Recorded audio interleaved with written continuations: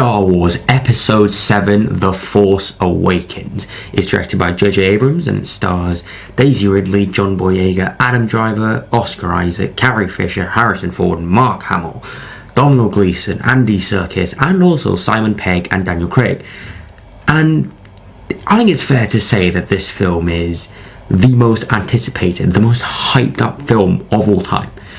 I remember back in December of 2015, 2 years ago, it was just insane. The level of anticipation for this film was out of this world. I mean, this film had to do so much. It had to sort of pay homage to the classic, trilogy. It had to really sort of satisfy the die-hard fans, but it also had to sort of do a passing of the baton. It had to introduce a new set of characters to a new generation, and it had to be watchable for everyone because this film was obviously going to make a lot of money.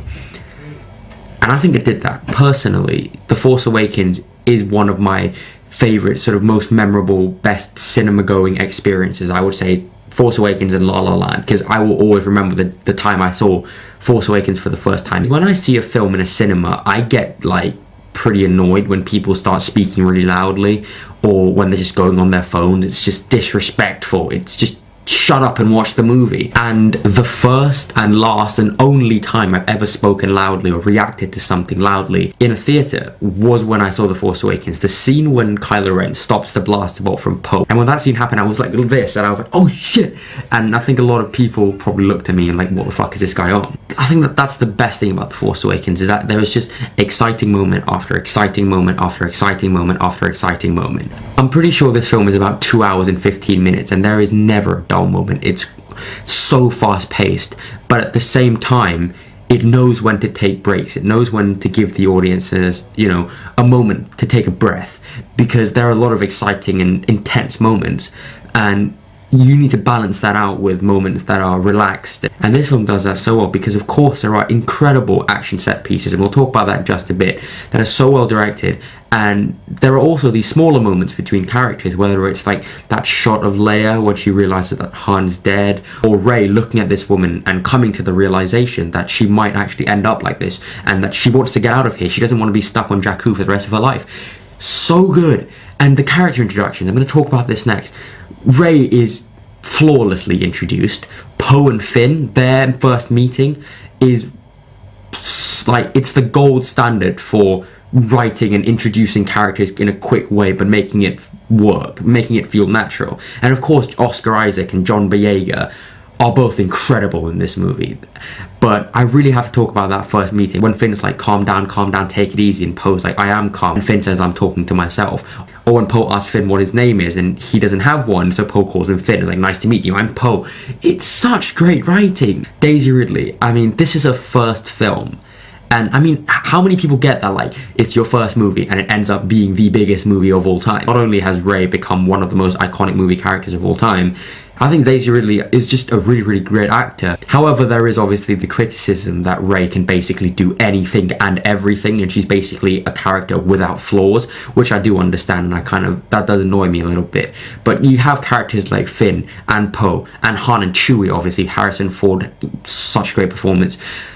Their characters are obviously very, very grounded, and to a certain extent, Rey is very grounded as well. And I can't talk about the characters without talking about Kylo Ren. Kylo Ren is, in my opinion, an incredible villain, and that is because he's a very conflicted one. He's very much like Darth Vader in that he's not sure whether this dark side thing works for him or not. He's drawn to it, but he is also drawn to the light. More so than Darth Vader even, and he's such a conflicted character, and seeing him fight this sort of pull to the light side throughout the film is so great, and hopefully we're going to get to see more of that in The Last Jedi. But wow, such a brilliantly written character. Adam Driver kills it as Kylo Ren.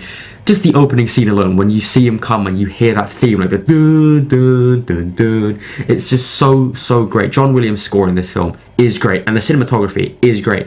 The camera movements are so energetic, and obviously J.J. Abrams is a director who is known for moving the camera quite a bit. Going back to Kylo Ren, Adam Driver not only plays the shit out of him, I love seeing that this is a guy who isn't at the top of his game. He isn't like Darth Vader, he isn't like Count Dooku or Sidious or Darth Maul to a certain extent.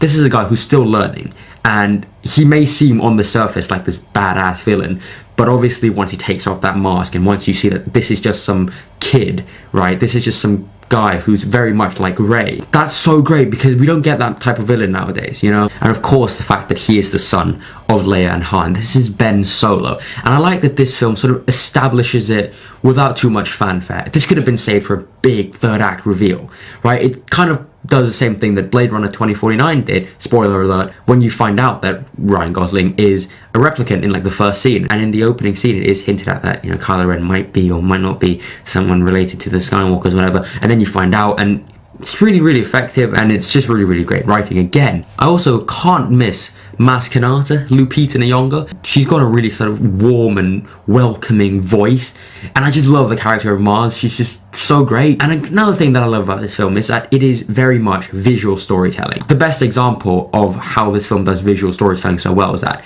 it is established that Poe Dameron is the best pilot in the Resistance, and they could have just said Poe Dameron's a really great pilot, but then they have like a 15-second tracking shot of him just dismantling TIE fighters, and that's visual storytelling for you. That's just brilliant. That's just great directing, great writing, and just all around just so good. And the visual effects, like, obviously can't talk about Star Wars without talking about the visual effects. The combination of practical and CGI, incredible. On a technical level, this film is pretty much flawless. In terms of character, this film is absolutely pretty damn near close to perfect in my opinion. In terms of directing, this film is pretty damn great. This is my favorite Star Wars film. Personally, this is my favorite Star Wars film, just because this was the first Star Wars film, the first proper live action full-length Star Wars film that I saw in cinemas, and it was such a great experience for me. And I know that it may not be as good as A New Hope or Empire Strikes Back, but it is still very much my favorite, or maybe The Last Jedi could be my favorite. We don't know, we haven't seen it yet, but right now, The Force Awakens is my favorite Star Wars film. Of course, it has its flaws. I think Snoke, the character of Snoke, although very menacing and played well by Andy Serkis, I think that Snoke feels very much like they're sort of setting up a next film. And I think that it is very similar to A New Hope. I think that they could have tried to do new things, but I do understand that they had to play it safe because a lot of money was put into this film and they don't want to disappoint anyone, and this is a film that had to cater to a lot of different people, and so I understand that completely. But at the end of the day, Star Wars The Force Awakens is one of my favourite films. It was my favourite film in 2015. It is, I would describe it as a pretty life-changing film just because of the way it affected me, and I think it affected a lot of people as well. Like my friend who saw the film and absolutely loved it, had never seen a Star Wars film before in his life, and so I think that it works to everyone. It's just such a fun, straightforward adventure with incredible characters, incredible directing, such a great story. Again, I can't talk about this film enough, like I can't praise it enough. Again, it is flawed, but I'm still gonna give it an A. Guys, thank you very much for watching. We are getting insanely close to The Last Jedi. I mean, I'm pretty excited. Again, I'm going to say this again. I haven't seen any of the trailers except for the one that they released in April for The Last Jedi. So just to really keep it a mystery, you know. But I'm staying away from all the material. Now, this is an experiment that if it pays off, I might try with other films. But yeah, thank you very much, guys, for watching. I hope you enjoyed this video. And I cannot wait to review The Last Jedi. Thank you.